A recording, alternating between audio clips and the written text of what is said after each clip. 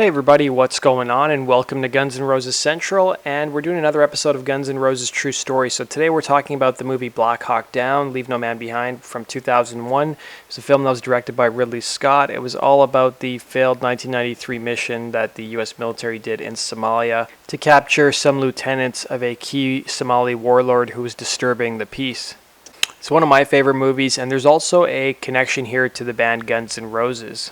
So the story really starts in February of 2001 with a former Geffen A&R rep, Tom Zutaut.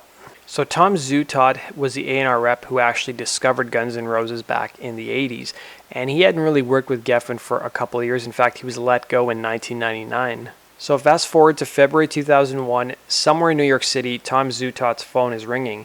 On the line is Jimmy Iovine, who at that time was the founder of Interscope and the head of Geffen and A&M Records, and he's asking Tom Zutaut, a man that Geffen had sacked 2 years previously, the most unlikeliest of questions if he'll come back to work for Guns N' Roses. Look, says Iovine, since you left Geffen, no one has been able to get a record out of Guns N' Roses. Not only did you get records out of them, but you got extra records that weren't even part of the contract. No one could wrangle an effing record out of them but you. Would you do it? So as the A&R man who discovered GNR, Zutaut had indeed steered the band through all of their releases so far, the era-defining Appetite for Destruction, the sprawling Use Your Illusion albums, and the stopgap releases Live Like a Suicide, GNR Lies, and the Spaghetti Incident. But as the band broke down, the relationship had soured. He'd gone to work for Polygram and had spent the last 2 years on gardening leave after a fallout with his label boss. He'd moved to New York, used the time to get to know his daughter, even volunteering to work on the PTA at her school. Things had changed for Zutaut, he told Iovine. I would do anything to help Axl, he says, but I'm not even sure he'll speak to me. Plus my family are in New York, and being on Guns N' Roses watch is 24/7. When you're working with Axl, there's no time schedule. It's starting at 6 a.m. or 3 a.m. or 2 a.m.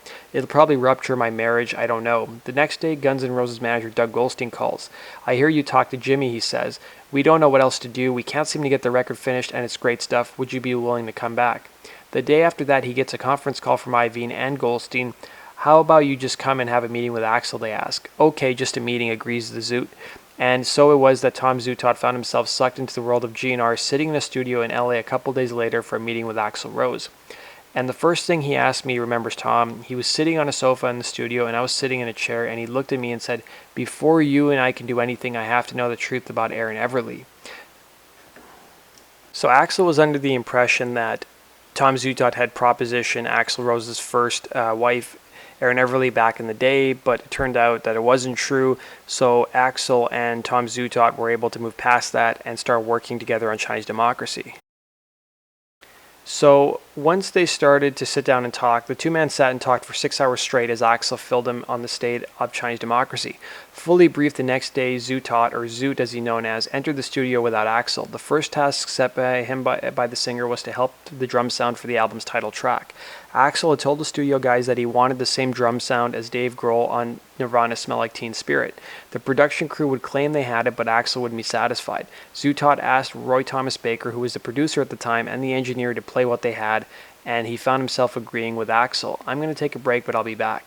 Tom told him, and then he did the only sensible thing. I went and bought Nevermind at the local Tower Records. Back in the studio, they compared the two and set to work on making the GNR drummer sound exactly like Dave Grohl.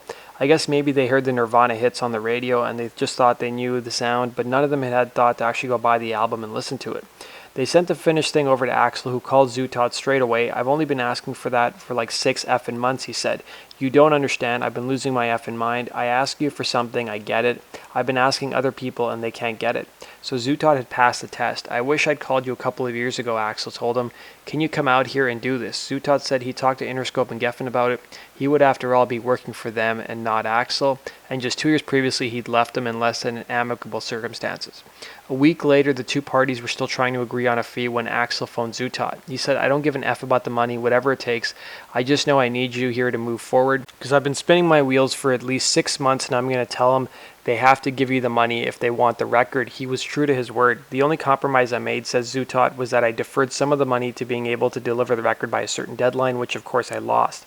But back then, I felt I could get it done no problem. It was like use your illusions and appetite all over again. I know what Axl wants. I can get it out of the crew that are in there now.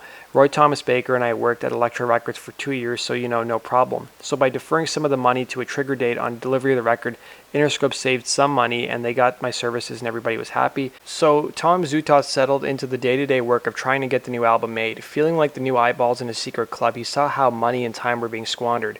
One of the things that Interscope wanted me to do was to have a look at the budget, he says, and try to figure out where all this money was going. So, it took me about a month. One area where there was an astronomical amount of money being spent on was rented gear. There was a lot of gear being rented that was not really being used. It's a bit of a luxury to have a 59 Les Paul at the studio, however, many thousands of dollars a month when it isn't even being used. So according to Zutaut, they were able to shave around $75,000 a month off the actual budget. He said Axl's irregular timekeeping was also causing its own problems. He'd come to the studio once or twice a week, says Zutaut, and then we might be there for 2 weeks because he stays to work on stuff, or he might come in at 4 in the afternoon and work till midnight the next day. It didn't bother me because this is sort of how Guns N' Roses have always operated, whether it's Axl, Duff, Slash, or Izzy, or whoever. When these guys want to record, you record them. They don't work on a calendar. This is not a 9-to-5 job. Used to Axl's method, Zutaut wasn't too worried about that, more about the knock-on effort it had on everyone around him. Musicians, engineers, Pro Tool guys, assistant engineers. In all honesty, these effort people are getting paid shitloads of money and they're sitting on their ass doing nothing because Axl's not coming to the studio and they can't get him on the phone. So you've got all these people sucking money out of him doing nothing, spinning their wheels. They're inventing ways to stay busy. The admin side apart, 95% of Zutaut's job was to listen to all the songs. There was probably 50 or 60 songs on 4 or 5 CDs with 12 to 15 songs apiece. I had to go through those songs and then sit with Axl and work with him directly to pick and choose which songs would be worth finishing. A nocturnal worker, Axl was sent a stack of tracks that they'd worked on during the day for him to listen to during the night.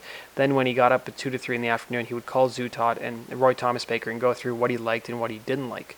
So slowly the album was coming together. We were finishing tracks, confirms Tom.